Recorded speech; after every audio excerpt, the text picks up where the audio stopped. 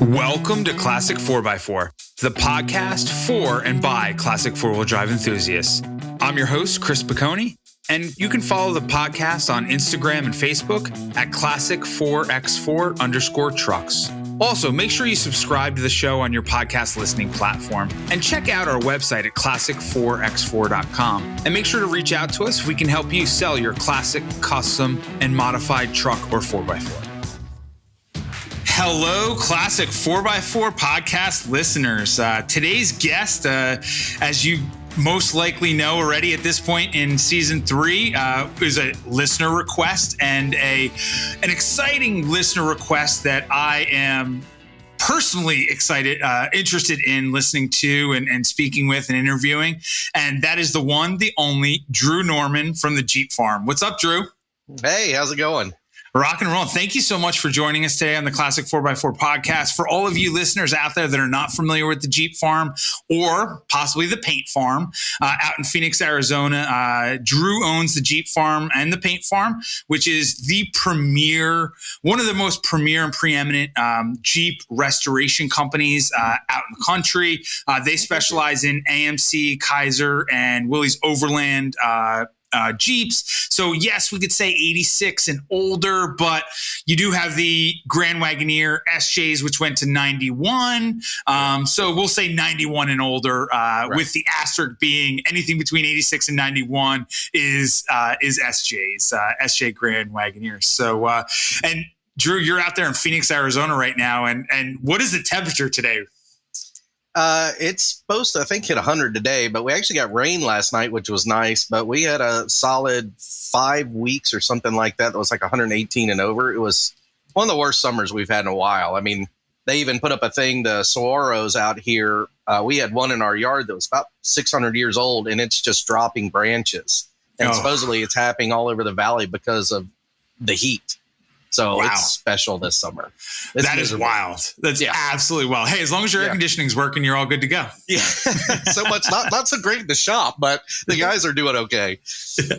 So, and all of our listeners out there, if you don't follow the Jeep Farm and the Paint Farm on all the social channels, check them out at the Jeep Farm, at the Paint Farm. Check out their website, www.thejeepfarm.com. They've done some really cool projects that we're actually going to talk about today.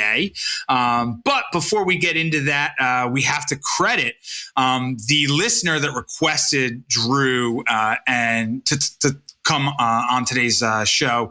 And this is actually a listener that is a common friend of Drew and I's. And though we had several people that requested Drew from the Jeep Farm, I always credit the first person that requested them, and that is Josh Card from Survivor Jeeps. And Josh was... Yeah. Josh was actually on the Classic 4x4 podcast. So for all you listeners out there, Josh is the man. Essentially like what's the best way to explain Josh? He is like the wealth of knowledge. Yes, of AMC era Jeeps. Like there is nobody that knows. I think I know a lot about them. Drew, I'm sure you think you know a lot about them, but I catch myself a lot of times saying, you know what? Let me just run this by Josh real quick, because he is like the be all end all when it comes to AMC era Jeeps. It. That's what amazes me. Like I see something shiny and I go off in another direction. Josh, he retains that information and can just spew it back out. And he's amazing. It's amazing. And he never ceases to amaze me. So all you out there, you may not know who Josh Card actually is, but you probably follow him on all the social channels. That is, and you got to follow him. It's Survivor Jeeps. He does a great job, posts some really cool, all original AMC Jeeps, but is also a great guy in general. So he gets the credit for today's episode and requesting Drew at the Jeep My check's Farm. in the mail, Josh. Yeah. Too funny. So Drew, let's start with you. Let's get to know you a little bit, man. Like, you just don't start this like premier Jeep restoration business out of nowhere. Any successful business and, any business that has seen the success that you have, it all is rooted in passion. So as a young buck, like where did this passion come from? Oh man, my dad came home. My dad's a car guy, he collects Jaguars, and he's always, when we were young, we didn't have much money. And, he had this anyway, just a car dude. And he came home in 1979. He bought a Renegade off the showroom floor. And I still remember going to the dealer. And growing up in North Carolina, you know, there was the blue one and I wanted it, UNC Chapel Hill blue. And so he brought home a russet red 79 Renegade, and something about the colors. And, you know, we used to go fishing in it, and my dad would go four-wheeling, you know, no cell phones, no nothing, get stuck. And my mom would be pissed because we'd walk to a payphone. It'd be like midnight. He'd call, you know, we got the Jeep stuck. And just growing up in a Jeep, like family trips in a Jeep, and they're just, I don't know, just warped my personality. I mean, I still own that Jeep now, and it just totally screwed me up. Like, I just have been infatuated with Jeeps ever since. Well, all cars in general, but Jeeps definitely like were my thing. Like, that's cool. 100% infatuated. That is definitely cool. I mean, for a lot of people, it goes back to that nostalgia as a young child. I mean, for me, it does too. You know, that's movies when I was a young kid, man, and seeing you know the you know, Goonies with the XJ. You know, that's the first time I ever saw an XJ, and it was like, you know, bullet holes, ORV, bullet. You know, so it's fun that it's cool that it goes back to stuff like that. You know, and I ask this question of every single guest, and it's always a fun question because the answers are amazing. What was your first car or truck? Like when you got your driver's license, or the first one that you bought with your own money, or your parents gave this thing you? ran a girl so far away from me. So, you know, I grew up around Jeeps, and my dad, you know, he drove the Jeep every day. It was our family car. We'd go to the beach. He had a little trailer that would pull the luggage, and he knew not to give a 16-year-old a CJ, you know? So we went to a junkyard when I was about 15 and bought a 51 Willys wagon. And it was like an old North Carolina mud truck. So it was on a commando frame, Dana 44s, had a 360, had a roll cage, had a bullet hole in the windshield. I mean, so he said, whatever money you make, I'll double. And I'd made $400 mowing grass. I mean, as a kid in North Carolina, that's what you did. You mowed all your neighbor's grass. And so $800, I brought home a Willys wagon, and it was a mess. I mean, it had Casey's like straight bolted into the roof, and it was nasty. I spent the next year or so getting it running and putting side pipes on it. And I worked at Tar Heel Full Wheel Drive in Charlotte, North Carolina.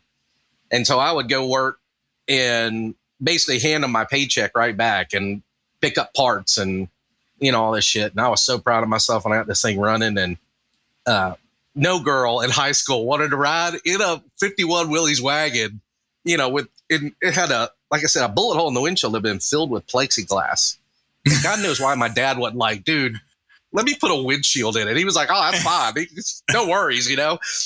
And I would drive this thing, and it had a tilt wheel, and my grandfather helped me make a wood dashboard with autometers, and had remember the equalizer with the little red lights that would go up and down and shit? Yep. I thought I was badass. And, you know, you go through an intersection, the steering column dropped out one day, and I couldn't steer it because the whole column was rotating. And so I skidded up in the front lawn of a church. And in North Carolina, there's a church on every corner. And I'll never forget, it was Sunday morning, and they all came out, and I'm out there, you know, looking at it. My dad had to come get me, and he was like, you know, it's one of my proud son moments. You know, here's my son in the front lawn of the church on a Sunday morning, you know, and I got my toe strap out, and I'm dragging my kid back home. And yeah, he was proud dad.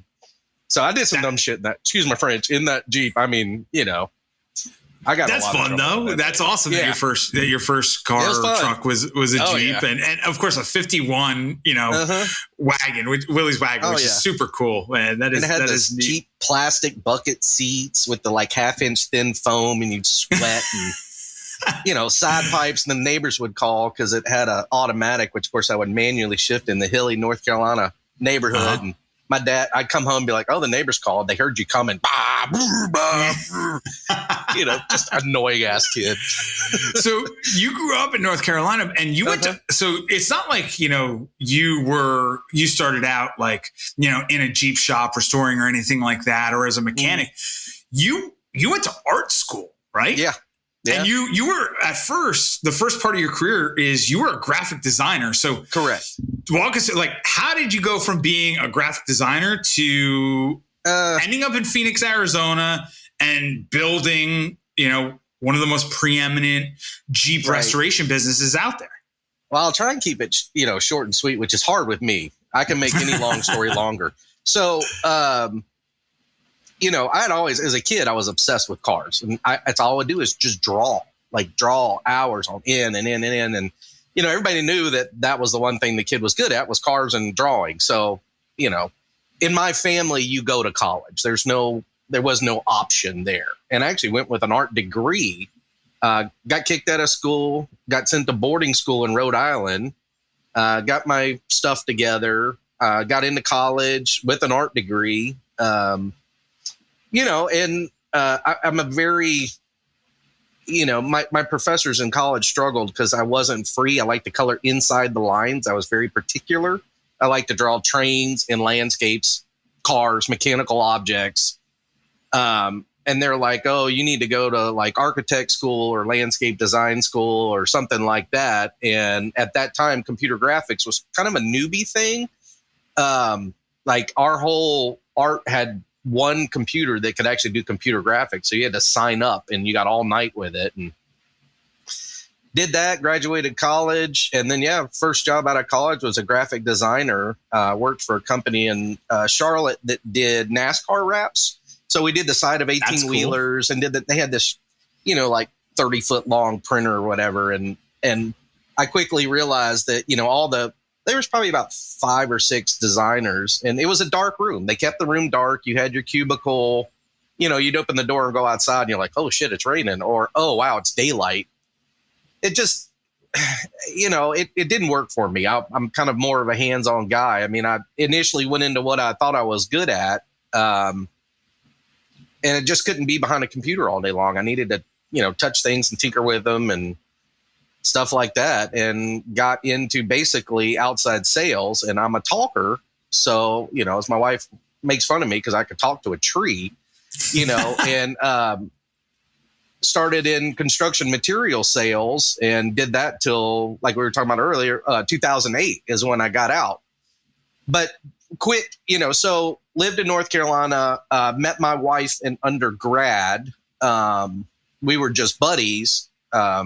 You know, ran in the same circles. She went to NC State vet school, and she graduated college and then vet school. And we actually lived together as friends. We weren't dating. You know, we had other girlfriends and boyfriends, and we started dating, and she got her residency in New Mexico.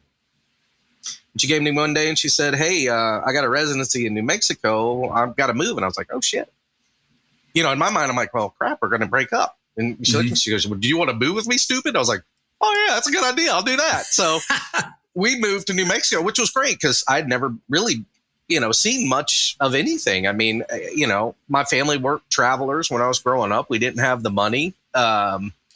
And so we moved to Albuquerque for a bunch of years, and she was a regular vet. I worked as actually had gotten into AutoCAD, and I was a drafter in New Mexico. I drafted a little bit in North Carolina, and going from graphic design to AutoCAD before 3D CAD was in, I was in architecture companies and other things where I was the only employee that could take a 2-dimensional CAD drawing and convert it into a 3-dimensional drawing. So like when you would go by construction sites, there was always the drawings on the corner of the lot. Mm-hmm. So I was paid to do those. Cool. Because I could, in my mind, I could convert 2D into 3D, and my art background allowed me to draw them. So kind of did that. Worked with an architectural water fountain company that did like the Bellagio in Vegas as a CAD drafter in New Mexico. Then at that point, that's when I really got into construction sales, and moved to Phoenix. Her career took us to Phoenix for a residency, and I covered one company, covered everything west of the Mississippi River, which kind of sucked. I was gone all the time. And then worked for a couple local construction suppliers and manufacturers until, like I said, 2008. And then I joked that I was in construction material collections. And at that point, my wife's career had gotten to the point that she had her own clinic and was bringing in money, and I wasn't supporting us while she was in education. And she's like, stop, this is stupid. She's like, you hate it. And literally went from a really good paying sales job and took a job on the counter at Desert Rat Off-Road here in town for $13.50 an hour, basically a Control-Alt-Delete. And that's what I wanted. I wanted to get into cars or Jeeps. And while I was at Desert Rat, made a lot of good connections, people in the industry and this, that, and the other.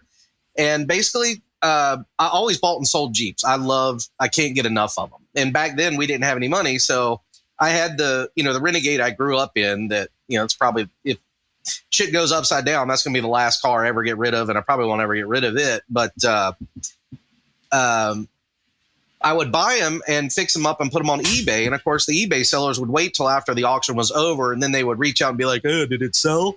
And I was like, yeah, it sold. Well, can you build me one? Well, sure. Why the hell not? And that's what did it. So I was working at Desert Rat. And I started building Jeeps on the side and selling them on eBay. And when I say build, I mean, like I'd pick up an $800 Wagoneer. Back then was actually a nice Wagoneer. You buff it. Those were the days. Wood grain. Yeah. I mean, you buff it, fix the wood grain, tune it, polish the wheels, make it look good, get it tuned up, running right. And, you turn around and flip it on eBay for $13,000. And I was like, holy shit, this is amazing.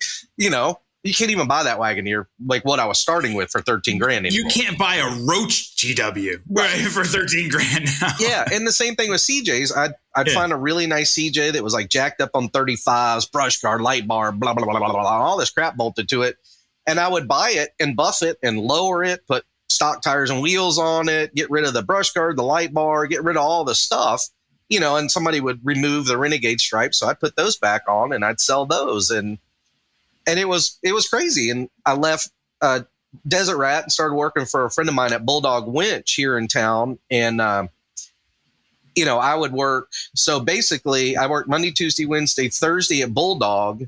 And then I would restore Jeeps Friday, Saturday, and Sunday. And I worked every freaking day until the point I told him I was making more money turning 3 or 4 Jeeps a month, than I was all year working with him. And my wife's like, dude, you can do this full time. And I was like, no, I need a paycheck. I can't. I gotta get a paycheck. She's like, you're getting a paycheck. Figure it out. It just didn't make sense to me. Like I never thought it would actually work. I always thought it was just an extra money thing. You know what I'm saying? Like it allowed me to create a little bit of income to go buy another Jeep. And that's really what it was I would do my jam to it. And all these Jeeps that I was doing, I didn't just build them and sell them. Like I registered, I insured them, I drove them.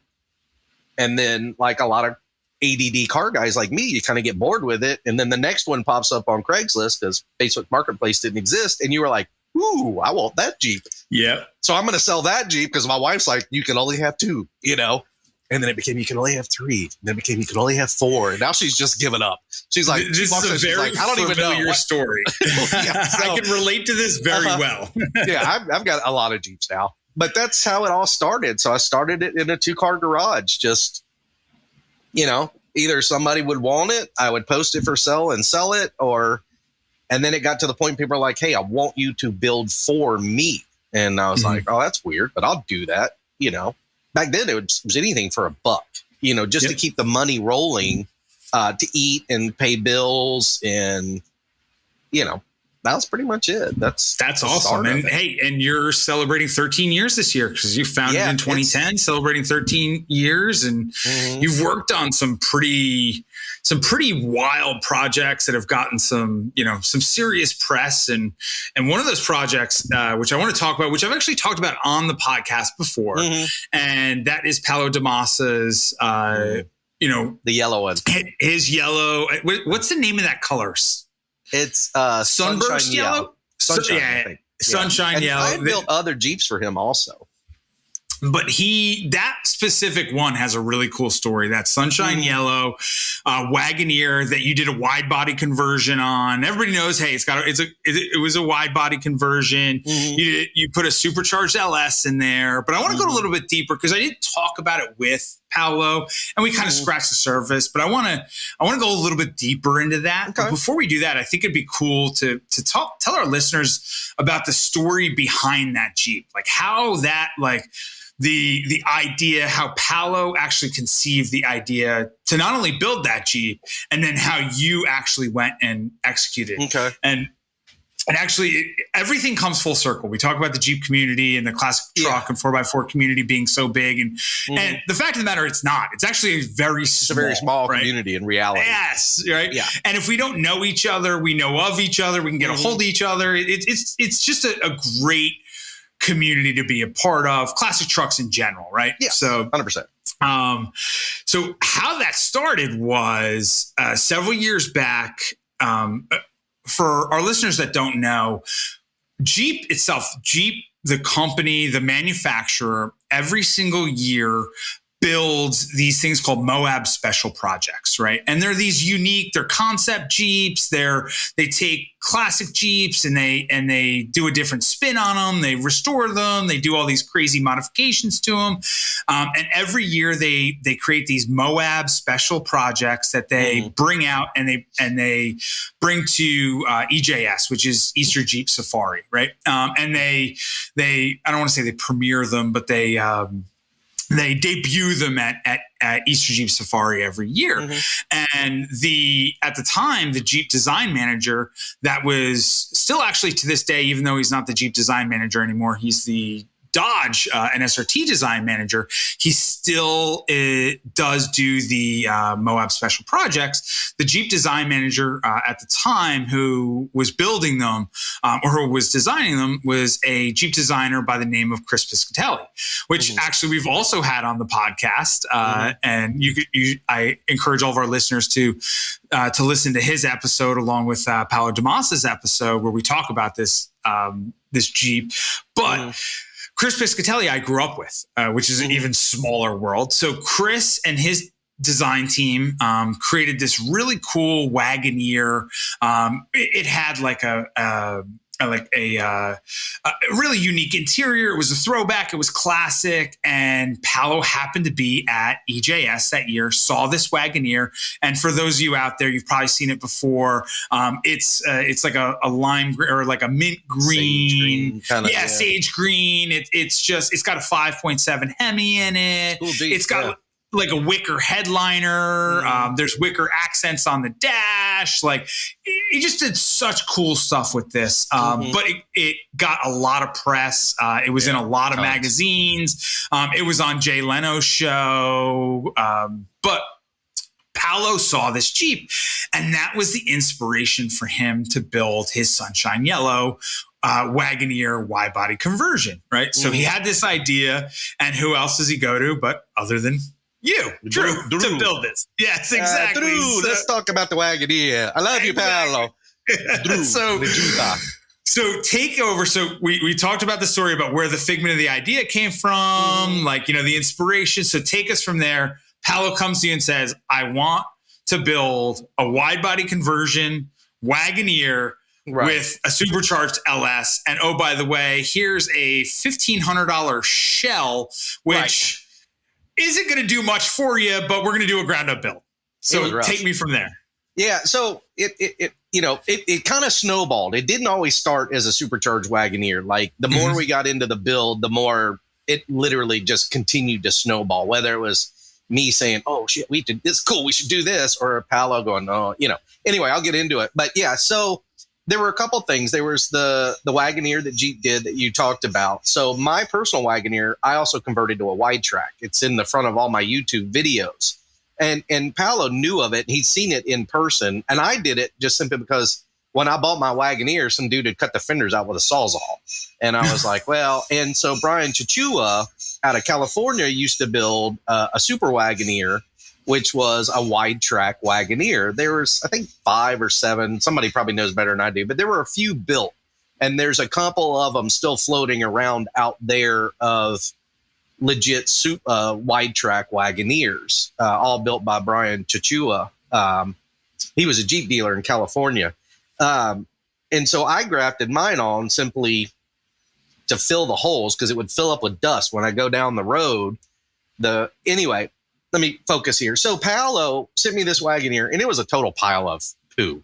Like some kid had owned it, and he'd painted the interior black with rattle can, and it was a typical Jeep build, which cracked me up. One of the things we found out during the build is the B pillar on the passenger side between the front and rear doors had been welded in a 1/2 inch off at the top. total Friday or Monday Jeep build. Like, we were like, what the hell? And we thought it had been wrecked, but it was the original color, which was sunshine yellow. And I'm like, no, this is definitely somebody's bad day on the assembly line. Like, you're like, screw it. I hate this job. I'm hungover. I played, bowling last night. I really don't care. That's crooked. Fuck it. Go down the line. I've got another Jeep here that it's a hilarious story about pissed off Jeep assembly line workers. Anyway, so we kind of made a plan. Paolo, I'd built a couple Jeeps for him in the past, not quite to this level. And he'll laugh when I say this. Paolo knows me. And, he was like, we would talk about a budget and he would chuckle and just add like 30,000 on top of whatever we talked about. Cause he knew the way the build would go and the way my brain works. I'm like, oh, well, let's do this. So we knew we wanted I think that's true for every build out there, every custom build out there. Just add 30% onto whatever it is. Doesn't matter what that number is. And that's where you're going to get it, or somewhere around the final. Yeah. And I mean, I struggle with customers that are like, I need a like line by line itemized thing. And I'm like, look, it's going to be 80 grand. That's, give or take 40 on either side. You just never know when you get into a Jeep. And Paolo knew, like, he knew he wanted something just badass, like wanted something to like stop the show, like outside the norm, typical LS swap. Like, he wanted the best of all the world. So we knew right off the get-go, we were doing a wide track. J20 axles. He was adamant about those. He was adamant about the color. And one of the biggest things, which I had never personally done before, was doing the back build. So it was a 78. And initially we were going to rock the 78, with the booby grill and the 78 dashboard and all that. There were a couple other things that came up, VIN and where it was going to be registered for the first time. So we kind of wanted to go with an older Jeep. So we went half and half and purchased a 67 Wagoneer out of Texas that had been sitting out in a field. So that gave us our first gen dashboard. That gave us our first gen steering wheel and steering column. He started collecting, NOS taillights, first gen, all this stuff. And as we went into the build, I was like, well, I knew in my head, I'd taken enough dashboards out. I knew the first gen dashboard would go in, like, done. I hadn't figured out how to convert the steering column, but we do a lot of Saginaw conversions on Willys, and I don't do GM columns. That's a big no-no in my world.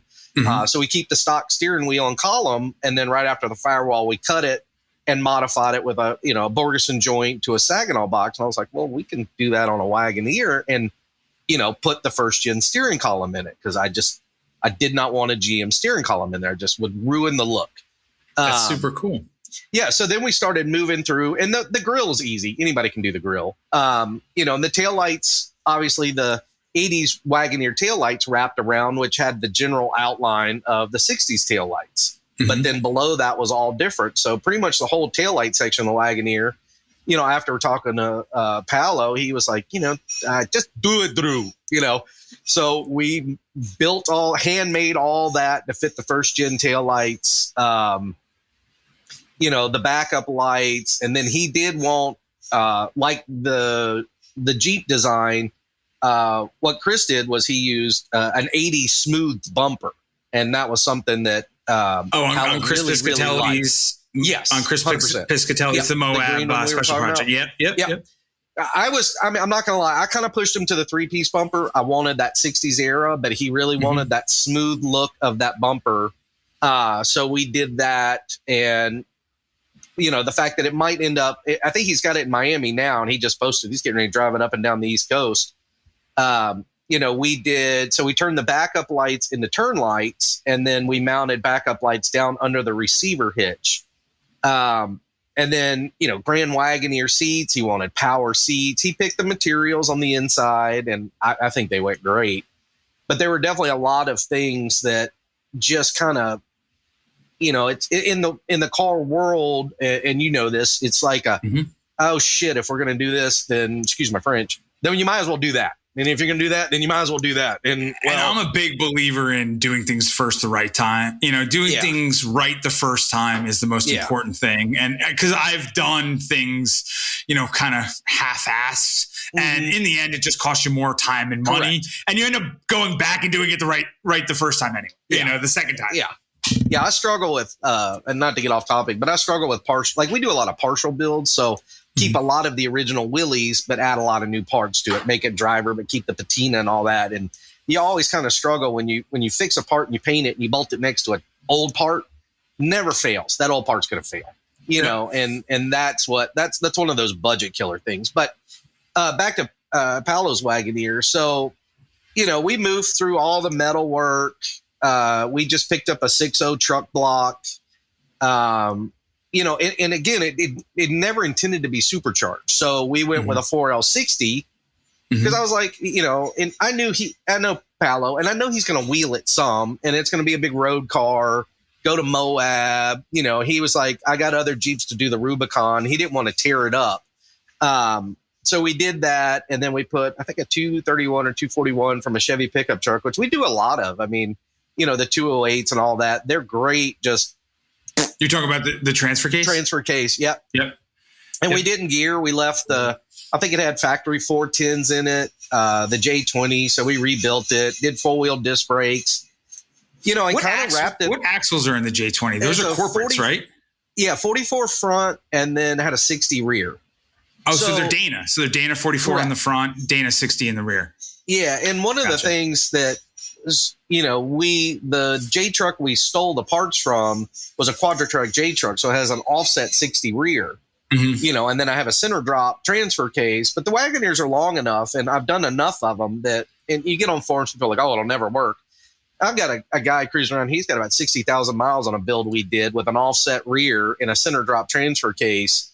And the driveline goes down and it's slightly off to the side, and you don't have any problems. Like Paolo cracks his transfer case, but that's got nothing to do with the driveline. That's the right foot in the supercharger.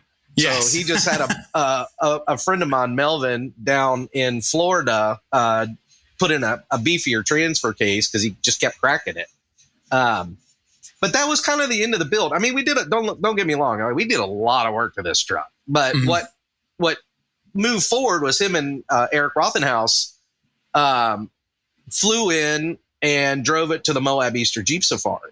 So I was headed up to the Moab Jeep Safari in a flat fender to do the flat fender fun run and wheel all week. And so I ran in and I'm a nervous mom. Every Jeep I build, when they're done, I'm overly nervous. I'm like, keep your speed down and watch the bumps and check your fluids, and I'm like, so Paolo's like, oh no, we're going to get in, we're going to drive it. And I'm like, great shit. I'm all the way to Moab, Utah. And all I can think about is what could break. I'm like, oh man, was that wire too close to the firewall? Did I twist the brake pedal? Oh God, what's the tire pressure like? And so I'm freaking out the whole way out there. And it was a really good build, but it was a big build, and, we got up there and it tripped me out. And Paolo, forgive me, I got to tell you this story. It's the greatest story ever. So I'm downtown Moab, or at the arena in Moab, the Thursday, Friday vendor showcase thing. And we're walking around and, sometimes with a big Jeep build or any build, no news is good news sometimes. If you ship a Jeep off and then the next day you're bombarded by questions, you either have an owner that's concerned, has got questions about oil, weight, and blah, blah, blah, blah, blah, which is fine. Or, hey, I got an oil spot under my Jeep. And I'm like, okay, great. We just now you got a problem. That. Yeah. And it's leaking already. I was like, great Jeep, So I hadn't heard a word from him. I was like, okay, well, this is good. So I'm walking around the arena, and here comes the Wagoneer pulling in. I'm like, oh, shit, there it is. Good God, it made it. Yay. So he pulls in, and people just surround this thing. And I'm like, all right, this is cool. I started having that proud daddy moment, not the freak out mom, but the proud daddy. And so I walk out, and he gets out. He's just ear to ear grinning, right? And I was like, how'd it go? He's like, oh, it's a great drive. And they shot drone footage, and him and Eric, those two run in their own little world of that kind of marketing, and that's just, the way they think. And, I'm the guy that's out in the middle of the desert, I like Jeeps. So, and anyway, this is the funny part of this story. So I'm talking to him, and it's like we went and met for a drink later on, and he comes up, and he's been driving it all week at Moab, and he's tickled pink. This thing is magnet for people. And he comes up and he's like, Drew. And I'm like, hey, how'd it go? And we're talking to him. And he goes, driving to the Easter Jeep Safari with this Jeep is like going to a going to a party with Scarlett Johansson under your arm. And I was like, perfect. I'll take that as a compliment, you know? So I was like, well, first off, I know who you like now. Now I know who your girl is, you know? Sandra, don't be pissed. So it just thrilled me to death. So they did that drive. And again, long story long with me, they went out and videoed it, and it was having a bad problem. The rear tires were rubbing the fender wells real bad, the fender flare. And the springs had settled over the drive. And so they really didn't wheel it hard because he didn't want to rip didn't want to damage all the metalwork. Oh, the metalwork he did, yeah. So he brought it back. He called me and they brought it back and he said, hey, I got an idea. And I was like, what are you thinking? And I knew, it's not uncommon when you do a really big build for people to modify it, change it. If you do a big build and they drive it for, 3,000 or 4,000 miles, I'll tell them to make a laundry list. Like, the turn signal cam quit working, the rear main, typical Jeep shit, even though you put all that brand new stuff in it, and sometimes it's just the way it is with old trucks. Yeah. And I'll ship the Jeep back and I'll do the repairs and modifications and ship it back. I mean, it's not a big deal. You kind of have to, you plan for it. Some go off without a hitch and some are just Jeeps. It just comes with the territory. Correct. Old car. And he comes back and he's like, well, it needs more power. And I'm like, okay, so what are we talking about more power? And he's like, well, what do you think about a supercharger? I was like, oh, I love you. I want to hug you. So, so one of the biggest things that we didn't know, and it's with the 35s, I thought the 410s and the 4L60 would jive, but it ended up, it hunts real bad. On slight inclines at 70 miles an hour, the transmission will click in and out of overdrive. So it was hunting. And that's annoying, so we knew right off the get-go we were going to re-gear it for 456s. And then in typical Paolo fashion, let's go ahead and put new posi tracks front and rear, and let's do all this stuff and build it, blah. And the overbuild it to a level of insanity. Yeah. I want it the rest of my life. I want to bang on it, which he says he's gentle to it, but I wasn't. Me and Vern Simons, who's a big writer, we went out and did a photo on it for Four Wheel Magazine. And the two of us we cackled till we were stupid and blue about hearing the supercharger scream as we're just ripping donuts in the desert, Yeah. And he's like, don't kill me, Drew. And I was like, sorry. And I'm apologizing to Paolo the whole time I'm doing it, So we re-geared it. We did a bunch of stuff. We added the supercharger, which ended up being a lot more work than I even anticipated. You make it sound so casual, like, oh, we just added a supercharger to an LS. Well, yeah, I wish it was that in a Wagoneer. That was a wide body conversion. It's just so casual, right? And I give him Paolo credit, and he every once in a while he'd freak out about the budget, because it started creeping up. I mean, this Jeep was getting really expensive, and I'd never done a supercharger, so he's like, "How much do you think it's going to be?" And I'd throw a number out there, and he knows me well enough to, like we talked about earlier, whatever I chuck out there, just go ahead and add like 20% on the top of it or more. 30% of variance either way, though. Yeah. It goes, sometimes it goes your way, sometimes it doesn't go your way. Correct. So, with electric fans and, the supercharger smell, one of the things I can't stand, and I apologize to people on the do this, when they do an LS conversion, they just slap an air filter on the front of the LS that's right in front of the fan. Like you're just not going to run right. It's getting feedback from the fans. Yeah. And so we built a custom intake and a custom box. And then we ended up having air intake temperature issues. I mean, everybody knows Wagoneers, even with the 360, they can get heat soaked, and we were having problems driving it, and our air intake temperatures were through the roof. So we ended up cutting a hole in the cowl and driving, pulling fresh air in right to the passenger side of the radiator to draw fresh air in. So up goes the budget, custom intake, because it was just the temps were too high. And so by re-gearing it, the supercharger, and then we did CTS, he wanted, I'm a big fan of mechanical gauges. He's a techno guy. So we did the CTS tuner in the glove box so he could, pay more attention to everything. We moved the batteries underneath to the frame. We did small little racing batteries, which I use in all my race Jeeps. Moved the tranny cooler because we needed to cool the tranny down. And then the tranny was pissed off with the supercharger. So we pulled that back out. That went and got built anything in the world you can do to a 4L60. We threw it at it. Literally, my transmission builder, Harley at Fast, he's a great guy and he's an off-road racer. And I was like, dude, 700 horsepower, just it's got to survive. And he's like, okay, Yeah. So it got billet, blah, blah, blah, blah, blah, came back and he's like, you ain't breaking this one. I was like, okay, fair. So that's when the Wagoneer snowballed. Like it went from a really nice LS powered 35s, there were some things like he didn't want me to polish the grill because he knew he was going to drive it. And I quite frankly didn't listen to him and went out and had it polished anyway. Kind of one of those ask forgiveness after, I'll give you that though. That makes sense. I agree with you. When you have something that is to that level of, what I call an investment quality build, why not just polish it? It's a couple extra $100. It's a day of somebody, not even a day. It's a couple of hours of somebody's time. It's like a no-brainer. I agree with you. Well, he was like, no, I'm going to drive it. I'm like, okay, whatever you want. I sent it off anyway and had it polished. Sorry, buddy. So, I'm doing a Willys wagon like that. And we've done everything that's Willys wagon, a white with a red interior, same thing. I mean, the owner's a great guy, super patient, and he's like, well, I want to keep the original door panels. And they had speakers cut in them. And I'm like, So I just was like, hey, just go ahead and upholster everything. If he hates it and bitches at me, I'll just pay for it. It's not worth to me skipping the corner. If he says, oh, it's beautiful, and I say, well, here's the bill, then that's great. Yay. And if he says, I told you not to do it, Drew, I'm not paying for this, then I'll be like, well, it's a gift. Because I can't. And at the end of the day, you did it right. Yeah. And that's the most important thing. I can't upholster the front seat and the back seat and leave the stock door panels in it with speaker holes in them. I'm like, no. So hopefully he'll be good with it. But sometimes I kind of override my customers, and it's not a big deal, but sometimes you got to. I respect it. It's just doing it right the first time. 100%. Yeah, so. I hate painted over bolts. There's a lot of shit I see that just, we get a lot of eBay Jeeps in here. Guy buys it off eBay. Check out my Jeep. I paid $40,000 for it. Peter Jackson Jeeps. And I'm like, wow, that's really bad. And now you need to put another 40 in it at least to get it to some level of drivability.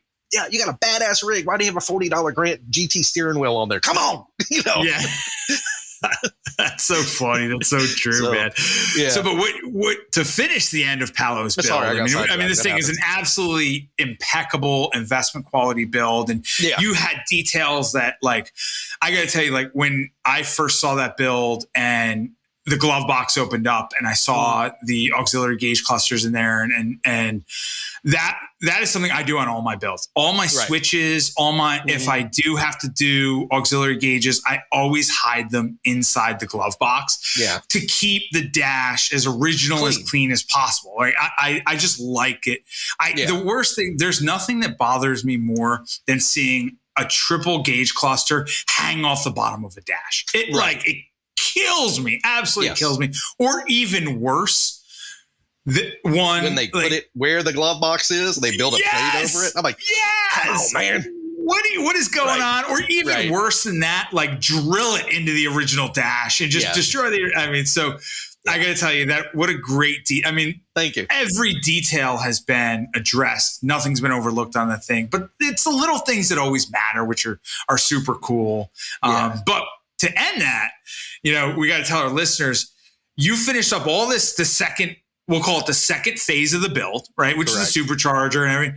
And then he flew down, came and picked it up. And it was at a time when he was moving to Miami and drove it from your shop in Phoenix to Miami, right? Yeah. Which you must have been the most nervous mom there ever was for that, because it was also in the middle of the summer too. It was not cool out. Oh yeah, and I had driven the Wagoneer. I forced me to, you got to go test drive a supercharged Wagoneer and twist my arm. I mean, I drove that actually quite a lot. Like it was my daily driver back and forth to work, which my commute went down by like 30% driving a supercharged Wagoneer, because every stoplight, it happily roasts 35-inch tires through a stoplight. Wow, thinks nothing of it. But yeah, like the nervous mom thing, like and of course I have clients that want to fly and drive, and I know Paolo's a Jeep guy, and I'm 100%. If you've owned Jeeps and you want to fly in and drive your Jeep home, have at it. we do a lot of restorations for not Jeep people. They're just always wanted a Jeep. And that person scares me when they want to fly in and drive it home. I'm like, yeah, let's ship it. And why don't you get used to it around your neighborhood? Especially if you've never driven it before. Correct. Like, because I think people have expectations with classic cars and trucks that like, oh, like my daily driver, it'll be kind of like my daily driver. And then they get like, 20, 30, 40 miles into it. And they're like, yeah, maybe I should have transported it. Like I have another 1,000 miles to go, 500 miles to go. This is going to be a really long work. You need to know what you're getting into, which, hey, is what it is. Yeah. But, hey, he made it all the way to Miami. That's where it is now. He loved it, But there's always like flawlessly, not a problem. With the supercharger, everything was rocking and rolling, man. Yeah. A little bit of, I remember right before when he flew in to drive it to Moab, like we're all, and I don't want to say we're like, there's moments that, we've all watched car TV shows, and you kind of laugh about it's got to be at Seaman tomorrow. And everybody's freaking out, right? And I'm like, that's not really true. Like, why are you, if you planned your build, you wouldn't be slamming it together at the last minute, right? Yep. Get it done. I mean, we're doing a build with, I don't even have to say it, but I don't care. HP tuners for SEMA coming up 24. We're doing a pretty badass lower Wagoneer. That's awesome. But the night before Paolo flew in, he flew in. I knew he was in town. He said, I'll be at the shop tomorrow. And you kind of give me a once over the Wagoneer and I'm going to drive it to Moab. And one of my techs wasn't thinking. And, the first gen Wagoneer's rearview mirror mounts above the windshield and the visors kind of clip in it. And it's got a pole that hangs it down. Yeah. Well, it had been sanded and painted and wasn't installed yet. And of course, we're like putting the last and he glued one of the modern rearview mirror plugs to the windshield where the black plastic one goes on. Oh, yeah.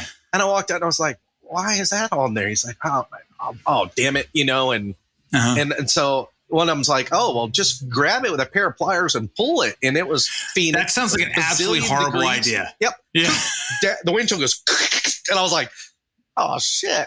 I was like, he's going to be here in the morning at 6 a.m. Yeah. And this is like 5 o'clock the day before. So, it's those moments that I'm a believer. Like I find a guy that I like or a company that I like, and I stick with them like glue. I don't bounce around for the best deal. Like you took care of me. I will use you to the end of my career. And I got a windshield glass guy. He's awesome. I called him. I was like, here's the story. He's like, shit, Drew. And I was like, oh, well, what can you do? He goes, I'll be there in an hour. And we all stayed late. Awesome. He popped it back in. And of course, the stainless trim around a Wagoneer windshield is one of the most aggravating things on earth. Oh, it's so notorious. And it screws into the gasket. Whoever designed it was like, hey, let's take the gasket, which is supposed to, really weatherproof it. And let's screw chrome trim into it. Like I never understood that. Exactly. One thing I will say is SJ windshields, believe it or not, are plentiful. I had a similar situation where I had a Wagoneer Limited, 82 Wagoneer Limited that was going to a photo shoot for a high-end designer the next day. It was scheduled. It was ready. And it had a little chip. And at the time, my warehouse where I store all my trucks was not climate controlled. And this was for a holiday shoot. Right. But holiday shoots, which come out, November, December, in this case, it gets shot in, I think, the end of July, early August. And I, no joke, walked in that morning. The transporter was was supposed to be there in about 2 hours. And there was a crack across my windshield from end to end. And I freaked out, called my trusty glass guy. And I go, there's no way you have this. He goes, you're not going to believe this. Believe it or not, they're actually plentiful. I can get one. I got to drive to the Bronx and you're going to, Bronx, New York, and you're going to pay for it. But I will have one there in a couple hours and I can install it very quickly as long as the gasket's still in place. Right. And it happened. It's a similar situation. It's so funny that's how it played out. There's always something that you got to do. It just never phases. We joke like, the whole Jeeps don't leak. They mark their territory. And it cracks me up. Like we'll literally strip a Jeep down and it's like a body on a dolly, right out in the parking lot. And you walk by and there'll be a puddle of oil under it. And I'm like, how the hell is there a body leaking oil in it? Yeah, there's nothing in it, but it's all the grease, and the Arizona heat is coming loose. And I'm like, only a Jeep can be a steel body with nothing on it. No, not a single screw left other than, doors and a tailgate, and it's leaking oil. That's just Jeep. It's so true. So let's talk about, let's kind of switch gears and as we get into the end here and go back. You mentioned something earlier, which I think is really cool. The original Renegade that your dad, and I'm assuming was it CJ5 or CJ7 Renegade? Yeah. CJ7 Renegade. You still have that. And I love stories like that. Now, did your dad get rid of it and then you tracked it down somehow, or it always just stayed in the family? Yeah, my dad, love you, Dad. He likes wives. So he was on wife number 3, I think. He collects wives. He just loves wives. We love Louise. His 4th wife, the one he's married to now, she's awesome. The other 2 before that were cuckoo. So anyway, he loved that Jeep. It was like sort of part of his identifier, and he was on wife number 3. She hated it. It didn't run. It had been sitting out in the backyard in North Carolina, and the oak leaves had etched themselves into the paint. And he had this sweet ass wood center console he built when I was a kid. We had the igloo one, and then he had a wood one, and I love me an Igloo Cool Rest. Every single Jeep. I actually have the small one. So I actually have the gray and blue, the rare gray and blue Igloo Cool Rest in my J10 right now. That's cool. And every Jeep, I always throw an Igloo Cool Rest when I replace the console. That's my favorite thing. I'm so glad you just brought that up. Yeah, it's there's things like when my dad bought the Jeep the very first Christmas, and I think he loved the fact that he bought the Jeep right around when my parents got divorced. And of course, I was infatuated with riding in the Jeep, to the point where, I was short. So I was a kid, 6 years old, and I would sit with my right leg underneath me, seat belted in. He was a big seatbelt advocate. He wouldn't even turn the key. We just, as a family, we'd be sitting in the driveway and he wouldn't be moving. And everybody's like, why aren't we leaving? And he would just sit there all quiet, and we'd all start looking at each other's seatbelts. Like my sister didn't have her seatbelt on. It's like click, and then he would fire up the Jeep, Yeah, that's cool. Which is cool. I mean, he drove them. And anyway, back to the story. Squirrels were living in it. It was nasty. It'd been to a bunch of shops. Nobody could get it running. And it was the little line right after the fuel pickup in the gas tank, the little piece of hose in there that was sucking shut. And I didn't even know what it was. I think I was 24, maybe. I was over there one day, and Barbara's third wife hated I want to see that Jeep out in the yard. Look, I see it, Anyway, and he's like, do you want to buy the Jeep? And I was like, buy it, bastard. Sell it. Give it to me. He's like, well, I'll sell it to you. I was like, how much? He's like, $2,500 if you can get it running and drive it off the property. And so I cheated and put a gas can on the floor and ran a hose straight to the carburetor and, drove it off the property. And so, I had it, and I, moved to Arizona, and I bought it, and I drove it pretty much as it was, did an all man emu YJ kit on 33s, back then did the YJ rear fenders and steel horse seats, and that's like cool. Everything you did back then. But I've always been a polisher. So I always had shine, and anyway, drove it, motor started smoking, 258 straight 6. It was a Levi edition Renegade. Well, 79 wasn't a Levi edition, but it had the Levi, false Levi interior. With the blue buttons. But it had manual steering, manual brakes, soft top. It was like a base model Jeep, but yet it was a, Levi Renegade, which was surprising. Added power steering to it. And then finally I did a 350 swap. Well, it was a 383 with an NV 4500. Put in a Dana 300, and man, I used to race Corvettes. That thing had 33s on it. It would just blast the rear tires off. And then moved to Arizona, and everybody out here rock crawls. And I'm from North Carolina. It wasn't rock crawling. You move some mud and drive up a rock. But you didn't go actually out to go drive up rocks. There were rocks in the trail to get to the next mud hole. And then that was rock crawling in North Carolina back then, and moved out here, and 1-ton axles, 37s. And I started wheeling it, but I always was picky about the paint. The paint's still gorgeous. Still has the original paint on it. Wow.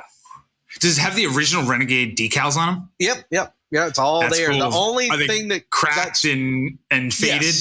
I love that patina. I love the patina on the decals. Like a little bit faded, a little bit cracked. But as a child, I was obsessed with the Jeep. You know, when it would just sit at the end of the driveway. My dad had another car. He would drive to work.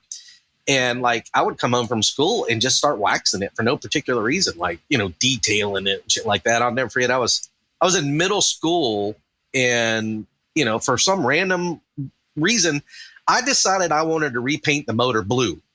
So I came home for school and I started ranking carburetor, exhaust manifold. I didn't label anything, right? I just started pulling it off. I was like, yeah, I'm going to paint this motor, you know, and scraping, you know. My dad came home from work. He was so pissed. He was like, what the hell, Drew? And I was like, I'm painting the motor.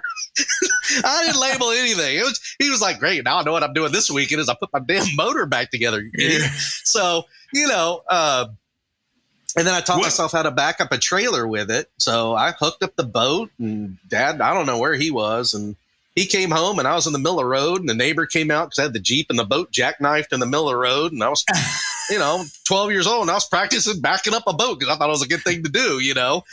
Neighbor finally came out. And he's like, what are you doing? I was like, I'm stuck, you know. And so what condition is it in now? I'm assuming it's at your house or shop or whatever. Yeah, is it still all original? Well, you know, so paint. Original you did paint. That 350, the NV. Yeah. Well, it was a 383 with a tune port back in the day. Okay.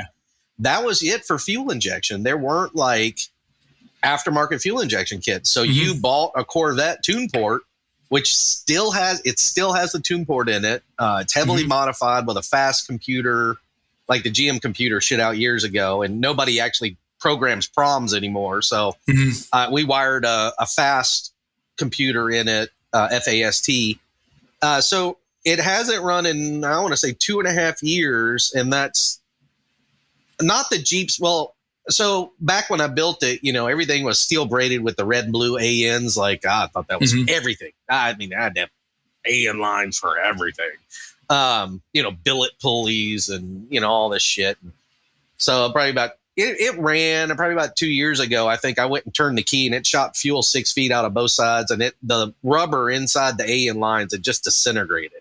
And then that got up into the injectors. And so I bought a Genrite, because it still had the stock gas tank in it with like a Walbro gas pump or fuel pump. And all the years I wheeled it, the Walbro would overheat. Like I'd be in Moab and you hear, one of the last years I went to Easter Jeep Safari. Well, I've been going more recently, but when I was with the Red Rock four-wheelers, it was building up so much fuel pressure that it wouldn't run. And I popped the gas cap off and it shot the gas cap out of my hand and blew my hair back. And I was like, oh, that can't be good. Yeah. It was coming out the charcoal filter. And so I knew it was messed up. And, you know, a brand new motor, I don't think that motor's got 15,000 miles on it, but it's been hard miles. I mean, it spent half its time wheeling with the nose up in the air. And I think it warms up and the oil pressure gauge, which is mechanical, just goes tink to like nothing. Yeah. And I did a drag race in the oil pan with baffles, high performance oil pump, anything. And I just think it just starved itself because I was wheeling it hard. And I just starved the bearings. And so I kind of parked it and then I kind of got back on it and kind of reverberated back to, I just started buying Jeeps. I'm like, ooh, I like this. Ooh, I like that one. I like that one, you know, and the business has finally gotten to the point now where, you know, for all the years I ran the business and, you know, worked 7 days a week. And, you know, like some of my favorite Jeeps in the past, I had to sell in order to pay the bills. Like my wife, you know, there was a point with the Jeep farm when I'm like, hey, baby, I need gas money, you know, and she's like, here's $30, go mow the grass, you know, like my grandfather.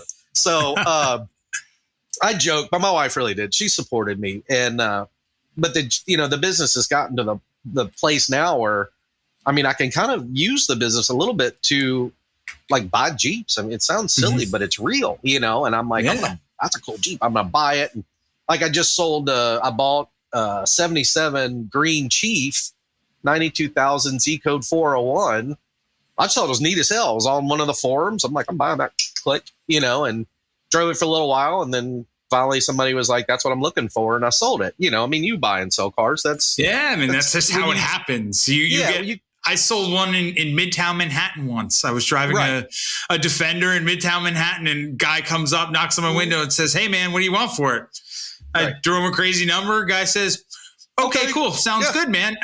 Just meet me here and bring the title and we're good to go. I was like, okay, sounds good. And sometimes that's just how it happens, man. And somebody sees something they want and they go with it. Yeah, So. like you can justify it now as an adult that's worked to get somewhere in life. You can justify it like, my employees give me shit somewhere. You buy another Jeep? I'm like, yeah, I did. I worked my ass off for it, so I'm going to buy a Jeep. But we can justify it like, I'm going to sell it someday. Go ahead. Is the Renegade running right now, or where's it? No, it's got a Genrite. I got sidetracked again. I bought a Genrite gas tank with the intake YJ pump. Mm-hmm. So I can get the pump in there, and then I got all the black AN fittings and the soft black line and that, and it'll run again. I mean, it'll run. It's still not going to be, the oil pressure is still going to be pissed off. Gotcha. But you just figured it needs a new fuel system, and my goal is when you have time and your techs have time, there's a little downtime, it'll get done. Yeah, I try not to have my techs work on my own junk. It happens, but we're so busy. I find myself taking it home, and I want to do it. And, I've got employees that have been with me for 2.5, 3 years. Have never seen my Jeep, and they've heard about it. And so my goal is before it, we call it Jeeping weather, which is the fall for everybody else. It's not 118 degrees and we can actually go enjoy our cars. So wild, man. Not feel like we're driving through a hairdryer. You drive a Jeep now, which I do. It's like 20 minutes driving it and your eyes are all dry and sticky. And you're like, this is miserable. But the goal is to get it back on the road. But I've gotten into collecting vintage race Jeeps and love them. Just absolutely can't stop buying them. You can actually, I don't even see back here. I raced the Mint last year with a friend of mine, and he races a vintage Scrambler. And I've got a bunch of old race Jeeps and keep kind of buying those. And I'm ready for it to cool down a little bit so I can drive some of my junk. That's fun, man. Yeah. Well, I'll leave you with this one. We'll end on this one last question, right? So when you founded Jeep Farm in 2010, right? Mm-hmm. It was AMC, Kaiser, Willys, Overland, Jeeps, right? So it was, 86 and older, with the asterisk that there are the SJ Grand Wagoneers up to 91, but that's all you were working on. But that was 2010. Now it's 2023, right? And time has gone by, and there is a whole new generation of Jeeps that have become classics in that period of time, right? In this past 13 years, which are the Chrysler era, right? Very controversial era, but the Chrysler era. So now you have YJs, XJs, TJs, which fit into that category, classic Jeeps. So they're technically vintage now. Here's the question. I know. Does the Jeep Farm expand as they get older and go into the Chrysler era? Maybe. Well, so here's my That's actually the answer I was looking for. Maybe. Because that means there's a chance. There is. I did one XJ, and I sometimes I do builds because I like the story. And so it was a dude, and his dad had grown up with this blue Pioneer XJ. It's on my website. And he had grown up, become a doctor, wanted to do something for his dad. And he said his dad never shut up about this damn XJ. And it rusted. They lived in Canada, and it just kind of rusted into pieces. And I like this story. And sometimes I'll step outside of my bounds. Like we just did a YJ Sahara. Same thing. Dad wanted, it was a family. It was grandpa's Jeep. Then it was his Jeep. The daughter was brought up in it. She's graduating from UNM. Dad wanted to restore it as a graduation present. Like, I'm a sucker for that shit. Same thing with the XJ. Point with the XJ, cool. They're so hard to find parts for.